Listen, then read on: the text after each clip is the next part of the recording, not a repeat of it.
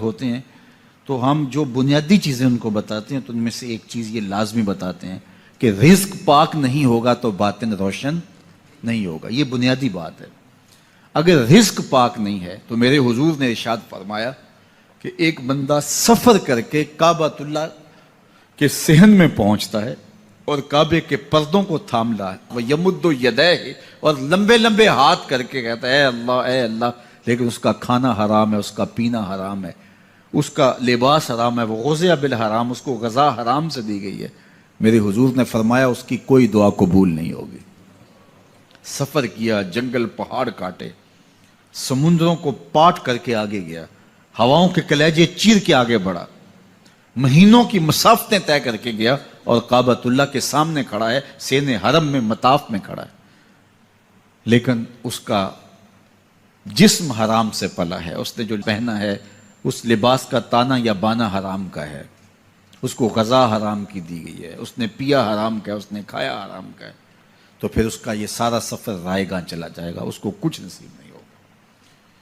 تو سب سے پہلی شرط اس عنوان سے عقل حلال ہے. اس کے بعد پھر صدق مقال ہے کہ آپ کی زبان جھوٹ نہ بولے. جب کوئی شخص جھوٹ بولتا ہے, روحانیات تو دور کی بات ہے, اللہ کے فرشتے اس سے 1 میل دور ہٹ جاتے ہیں.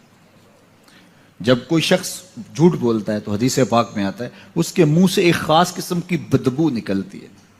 اس بدبو کو ہم نہیں سونگھ پاتے لیکن فرشتے سونگھ لیتے ہیں, چونکہ فرشتے انتہائی حساس مخلوق ہے, اور وہ جھوٹ کی وجہ سے نکلنے والی بدبو کو سونگھتے ہیں. اللہ نے حضرت امام اعظم امام ابو حنیفہ رضی اللہ تعالیٰ عنہ کو یہ بصیرت عطا کی تھی اور یہ باطنی نظر بخشی تھی کہ جب کوئی شخص وضو کرتا تھا تو اس کے وضو کے پانی سے پہچان لیتے تھے کہ یہ کس گناہ کا مجرم ہے.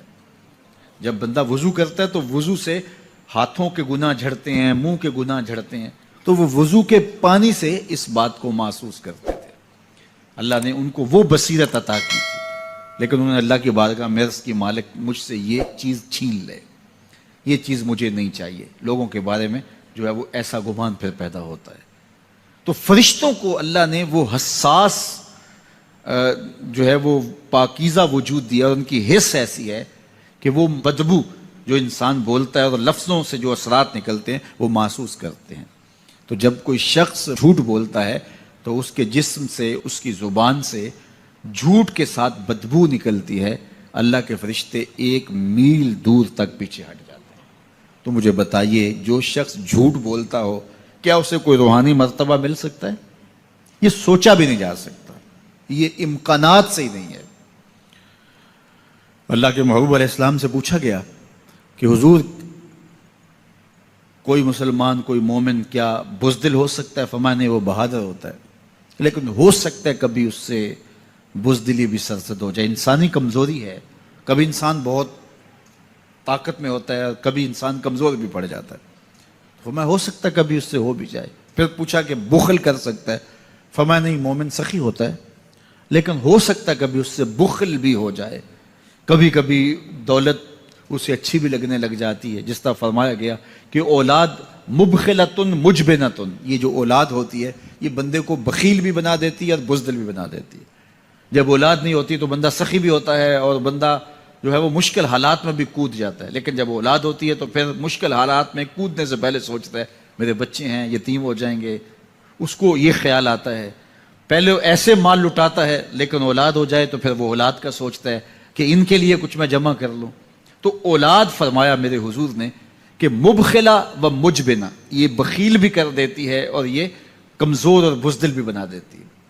تو مومن ہوتا بہادر ہے لیکن ہو سکتا ہے کبھی اس سے بزدلی بھی ہو جائے. مومن سخی ہوتا ہے لیکن کبھی ہو سکتا ہے اس سے بخل بھی ہو جائے. لیکن تیسرا سوال حضور سے پوچھا گیا کہ مومن جھوٹا ہو سکتا ہے؟ تو اس پہ 2 ٹوک کہا, نہیں جھوٹا نہیں ہو سکتا. یہ نہیں ہو سکتا کہ مومن ہو اور جھوٹا ہو, وہ سچ بولنے والا ہوگا.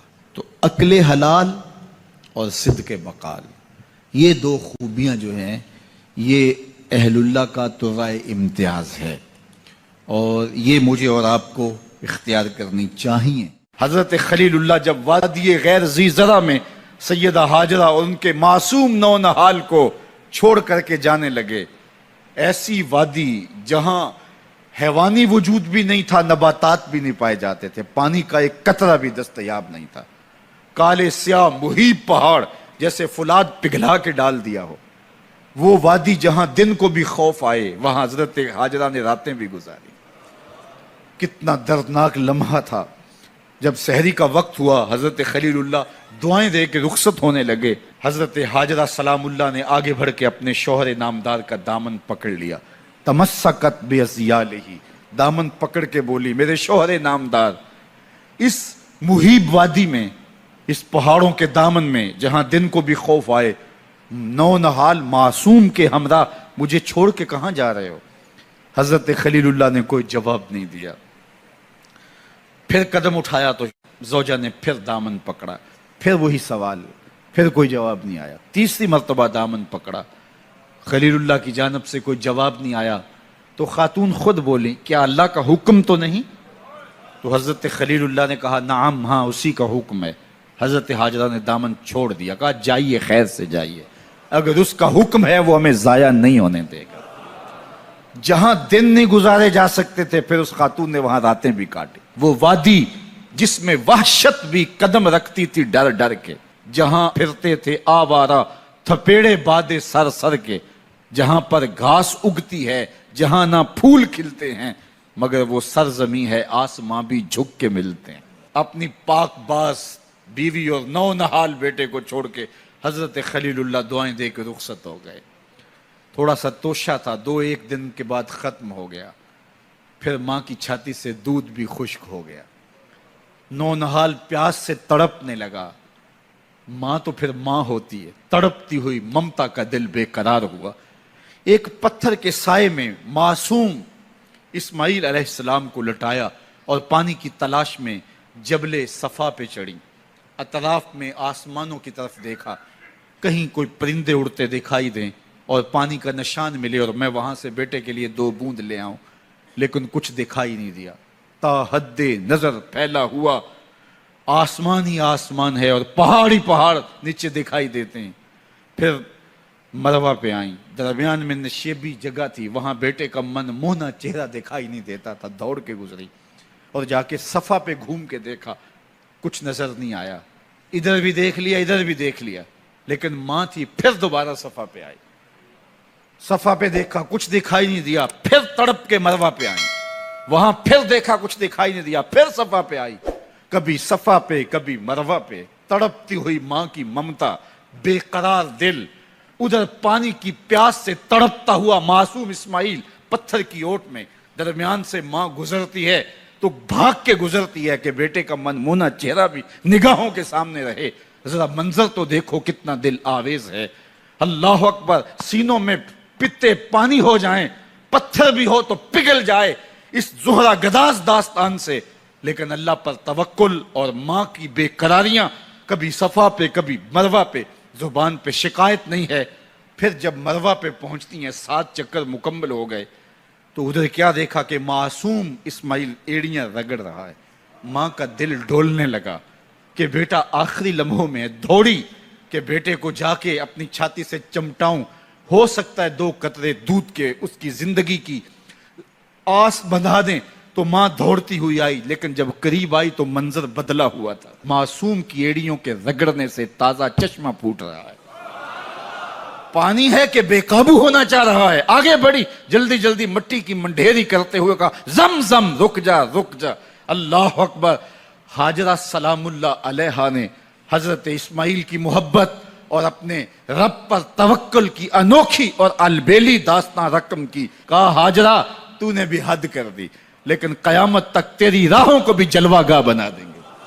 یہاں نبی بھی دوڑیں گے، ولی بھی دوڑیں گے، غوث بھی دوڑیں گے، کتب اور ابدال بھی دوڑیں گے، شہنشاہ بھی دوڑیں گے، کج کلا بھی دوڑیں گے. یہ دوڑنا ہم عبادت بنا دیں گے، حتیٰ کہ امام الانبیاء بھی ان راہوں کی سائی کرتے رہے. عجیب رنگ، عجیب منظر اور عجیب کیف کا عالم. اچھا، یہاں رک کے ایک بات کرنا چاہوں گا، اگر آپ کی توجہ ہو. جہاں حضرت ہاجرہ دوڑی اور ان کے مبارک قدم وہاں لگے اور لگ کے ہٹ گئے، عارضی نسبت ہے، مستقل نسبت نہیں ہے.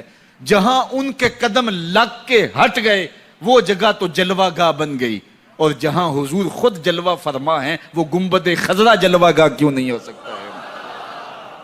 اب یہ پانی جہاں حضرت اسماعیل کے قدم لگے، یہ پانی دنیا کا عظیم ترین پانی ہے، اور پھر اس کا پروٹوکول یہ ہے، اس کو کھڑے ہو کے پیا جاتا ہے۔ یار یہاں بھی رک کے ایک بات کہہ دوں، حضرت اسماعیل کے قدموں کو چھونے والے پانی کا پروٹوکول ہے کہ اس کے لیے کھڑے ہو جائیں، اور حضرت اسماعیل مسجد اقصیٰ میں جس کے پیچھے کھڑے ہو کے نماز پڑھتے ہیں، اس امام کے لیے کھڑے ہو کے مصطفیٰ جان رحمت پہ لاکھوں سلام پڑھ لیں۔